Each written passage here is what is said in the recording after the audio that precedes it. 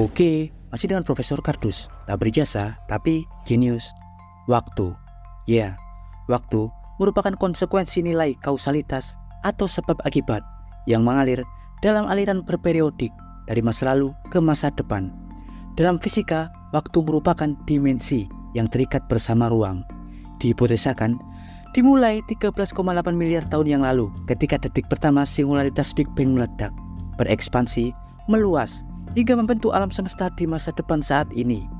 Dalam fisika, waktu menjadi nilai besaran skalar yang dapat diukur melalui perilaku gerak, energi kinetik, dan medan, atau panjang masa dan medan. Waktu dapat kita rasakan dalam perspektif yang berbeda-beda. Jika kita menunggu sesuatu, umumnya waktu akan terasa begitu lambat. Pada hari Minggu akan terasa lebih singkat daripada hari Senin saat kita mendengarkan ceramah-ceramah guru di sekolah. Ya, perspektif kita terhadap waktu sebenarnya tergantung setiap fokus kita terhadapnya. Otak manusia memiliki jam internal layaknya prosesor syaraf yang memiliki aliran tiap detik, tiap jam, tiap hari, dan sebagainya. Hal itu akan otomatis tersimpan dalam ingatan kita di sepanjang hidup yang kita lalui. Mungkin dalam perspektif kita, dimanapun nilai satu detik pasti sama. Nilai satu detik di sini pasti sama dengan di ujung alam semesta lainnya. 1 jam di sini pasti sama dengan 1 jam yang ada di luar angkasa. Tapi sebenarnya tidak. Waktu atau jam yang kita gunakan setiap hari sebenarnya merupakan bagian dari materi yang tersusun dari atom-atom dan partikel-partikel fundamental di dalamnya. Roda gigi pada mesin jam, jika kita amati lebih jauh, merupakan susunan dari kisi-kisi logam yang diikat oleh elektron-elektron yang berkedip-kedip dalam orbitnya dan ditahan oleh proton-proton dalam inti atom. Sedang dalam proton sendiri terdapat quarks yang terus bergerak.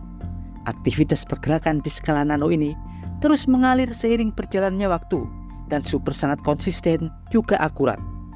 Karena itu, di dunia ini jika kalian ingin mendapatkan pengukuran dengan sangat akurat hingga dapat mengukur keadaan 1/1 miliar detik, kalian wajib mengamati interaksi keadaan fundamental partikel yang selalu berinteraksi pada keadaan dasar materi.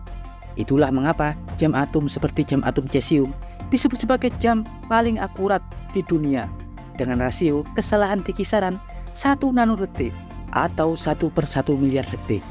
Karena metode pengukurannya bukan dinilai dari alur roda gigi yang berdetak, namun pengukurannya menggunakan laju gerak elektron yang konsisten. Ya, keadaan materi sangat terikat erat dengan aliran waktu. Itulah mengapa dalam relativitas umum, waktu disatukan dengan ruang sebagai keadaan dimensi, meski waktu bukanlah materi. Ya, dalam konten sebelumnya, Profesor Kardus sering menjelaskan perilaku time dilation atau pelebaran waktu. Relativitas khusus, bahwasannya aliran waktu bisa saja melebar, melambat, bahkan berhenti karena perilaku gerak atau kecepatan, juga massa atau gravitasi. Dalam relativitas khusus, semakin cepat suatu objek bergerak relatif terhadap Anda, maka akan semakin lambat detak waktu akan berjalan. Bahkan, setiap keadaan partikel yang bergerak dengan kecepatan cahaya, mereka tak akan mengalami waktu. Pada dasarnya, pergerakan keadaan partikel elementer tidak lekang oleh waktu, tapi dapat terpengaruh oleh perilaku gerak atau kecepatan, juga tarikan gravitasi.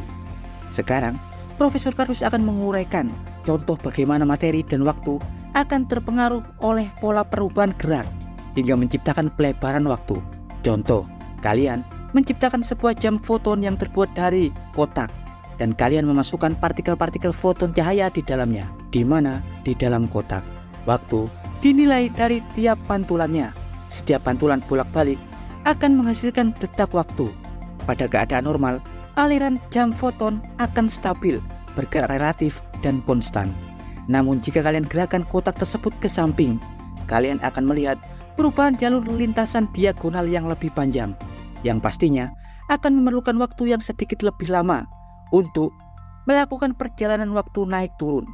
Dan ketika kalian lebih mempercepat laju pergerakan kotak tersebut, maka interval lintasan foton akan jauh lebih panjang dan makin melebar, membuat seorang pengamat yang melihat dari luar akan melihat perlambatannya.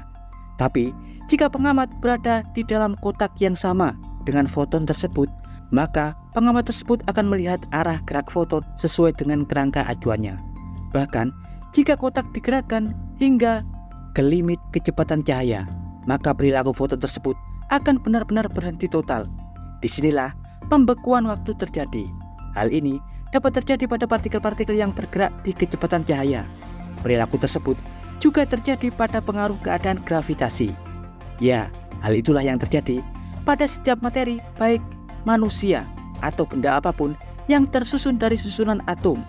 Karena setiap materi tersusun dari atom, proton, neutron, dan elektron. Keadaan atom di setiap materi juga berperilaku layaknya kotak foton, di mana atom-atom tersebut terdiri dari massa, energi, interaksi gluon yang bergerak hampir sama dengan foton cahaya, juga elektron atau quark yang terus bergerak di dalam inti atom.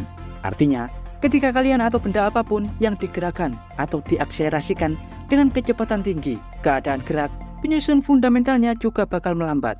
Itulah dasarnya mengapa jam atom yang diletakkan di orbit dengan tingkat gravitasi rendah bergerak sangat tinggi akan terukur melambat 33 nanodetik tiap hari daripada jam atom yang diletakkan di bumi.